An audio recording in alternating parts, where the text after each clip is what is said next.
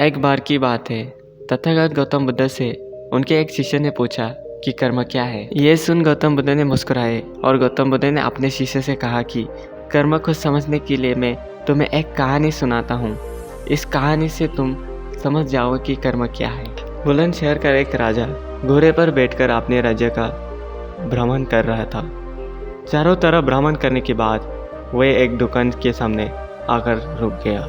रुकने के बाद राजा ने अपने मंत्री से कहा कि मंत्री जी, मालूम नहीं क्यों लेकिन लगता है कि इस दुकानदार के लिए काली फांसी की सज़ा सुना दूं, इससे मृत्यु दंड दे दूं।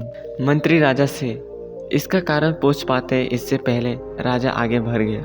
मंत्री ने इस बात का कारण पता करने के लिए अगली सुबह फेस बदली और आम जनता का रूप लेकर दुकानदार के पास जा पहुंचा। दुकानदार चंदन की लकड़ी बेचने का काम किया करता था। मंत्री ने दुकानदार से पूछा कि उसका काम कैसा चल रहा है।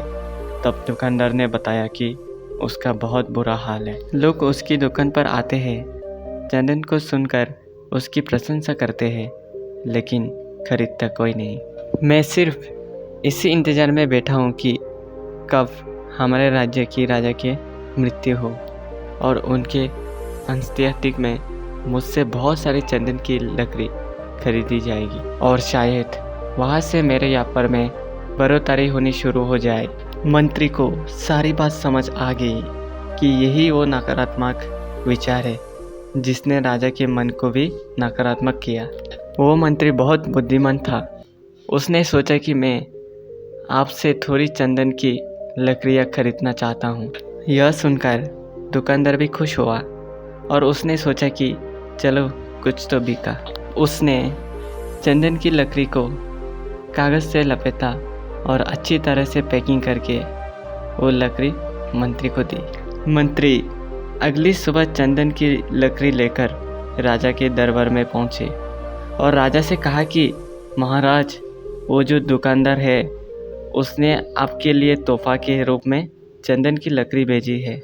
यह सुनते ही राजा बहुत खुश हुआ और मन ही मन सोचने लगे कि मैंने बेकार में उस दुकानदार के बारे में गलत बातें सोचा करता था।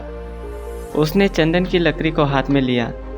उसमें बहुत ही अच्छी सुगंध आ रही थी। राजा इससे बहुत ही खुश हुआ और उसने दुकानदार के लिए मंत्री के हाथों में सोने के सिक्के भिजवाया। उसी आम जनता का रूप लेकर मंत्री अगले दिन सोने के सिक्के के साथ दुकानदार के पास पहुंचा। दुकानदार बहुत खुश हुआ और उसने सोचा कि मैं राजा के लिए कितने गलत बातें सोचा करता था। राजा तो बड़े ही दयालु है। ये कहानी जब ख़त्म हुई तब गौतम बुद्ध ने अपने शिष्य से पूछा कि आप बताइए कि कर्म क्या है। शिष्यों ने उत्तर देते हुए कहा कि शब्द ही हमारे कर्म है। हम जो काम कर रहे हैं वही हमारे कर्म है। जो हमारी भावना है वही हमारे कर्म है।